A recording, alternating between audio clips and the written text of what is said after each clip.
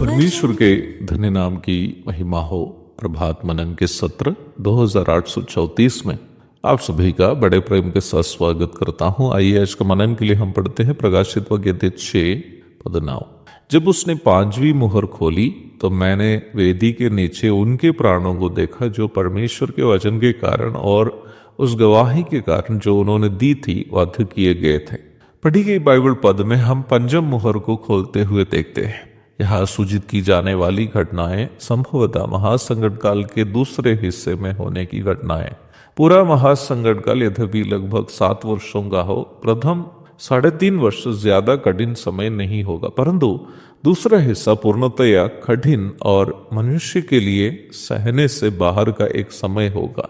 निम्न हिस्से के बारे में ही है। हम दानियल 9:27 में इस प्रकार पढ़ते हैं कि परमेश्वर का क्रोध उजाड़ने वाले पर पड़ा रहेगा। निम्न भाग का उद्धरण प्रेरित मत्ती अध्याय 24:15 से लेकर के जो भाग है करते हुए भी आप देख सकते हैं। इसलिए जब तुम उस उजाड़ने वाली घृणित वस्तु को जिसकी चर्चा दानियल भविष्यद्वक्ता के द्वारा हुई थी पवित्र स्थान में खड़ी हुई देखो, तब जो यहूदिया में हो वे पहाड़ों पर भाग जाए, जो छत पर हो वह अपने घर में से सामान लेने को ना उतरे, और जो खेत में हो वह अपना कपड़ा लेने को पीछे ना लौटे।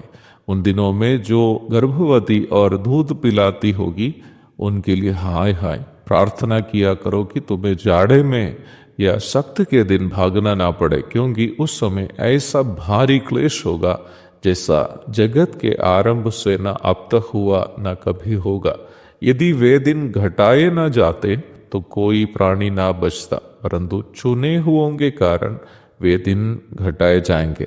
महासंकट काल का समय सीमित होने का कारण यहाँ इस प्रकार सूचित किया है कि चुने हुओं के कारण वे दिन घटाए जाएंगे। कौन है ये चुने हुए लोग? हाँ, उन्हीं के बारे में ही है हम जो देखने जा रहे हैं। महासंकट काल के बारे में अध्ययन करते समय हमें एक बात अवश्य मन में याद रखने की है कि यह समय कलीसिया युग के बाद का समय है और उसी समय व्यवस्था युग का जारी भी है। The time of great tribulation is a period starts after the church age, and at the same time it's a continuation of the age of the law. That means the time of the Old Testament. हमारे प्रभु यीशु मसीह न्याय व्यवस्था में इस्राएल के लिए वादा किया गया उनका राजा अथवा मसीह बनकर संसार में आया था। गिनती 24:17, यशायाह 9:6-7, 11:1, यहेजकेल 37:22, भजन 89:3-4, मीखा 5:2। परंतु जैसे भविष्यद्वक्ताओं ने कहा था, इस्राएल ने अपना मसीह को नहीं पहचाना और उन्हें क्रूस पे चढ़ाया। भजन 22:1-18 तक, यशायाह 53:1-10, दानियल 9:26, जकरिया 11:12, मत्ती अध्याय 26:55-68, 27:22-25, यूहन्ना 1:11 आदि पदों को पढ़िएगा। जब इस्राएल ने अपना मसीह का इनकार किया तो परमेश्वर ने इस्राएल के लिए राष्ट्र स्थापना करने की उनकी योजना को स्थगित कर दिया और मसीह की मृत्यु और पुनरुत्थान से विश्वास करने वाले सभी को, वो चाहे इस्राएल से हो या अन्य जाति से, उद्धार देने की योजना बनाई।